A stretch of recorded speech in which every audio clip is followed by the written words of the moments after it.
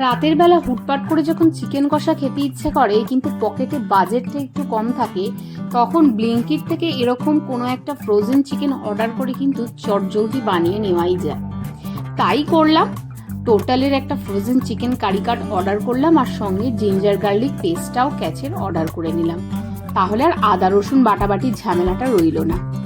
এটা কিন্তু বেশ ফ্রোজেন চিকেন হলেও ফ্রেশ ছিল, জুসি ছিল। আমি যদিও খুব একটা ফ্রোজেন চিকেন খেতে ভালোবাসি না, বাট এই চিকেনটা ফার্স্ট টাইম ট্রাই করলাম, আমার কিন্তু মন্দ লাগেনি। তো ব্যাস, আর কি, মাকে বললাম, মা সুন্দর করে চিকেন কষা বানিয়ে দিল। চিরাচরিত নিয়মে ওই তেলে ফোড়ন দেওয়া, পেঁয়াজটাকে ভেজে নেওয়া, তারপরে চিকেনগুলো যেহেতু ফ্রোজেন, মা একটুখানি তেলে আগে থেকে দিয়েই ভেজে নিল। তারপরে আর কি, একে একে আদা রসুন বাটা, সব রকমের যা মশলা হয়, ধনে জিরে হলুদ গুঁড়ো লঙ্কা নুন, এই সমস্তও দিয়ে দেওয়া হলো। তারপরে একটা গোটা রসুন, কাঁচা লঙ্কা আর টক দই, ব্যাস কষিয়ে যাও। আর খেতে অপূর্ব সুন্দর হয়েছিল। মানে একদম সহজ উপায় চিকেন কষা বলতে যেটা হয়। তারপরে আর কি, লাস্টে গরম মশলা আর ধনেপাতা উপর থেকে ছড়িয়ে দিলেই রেডি।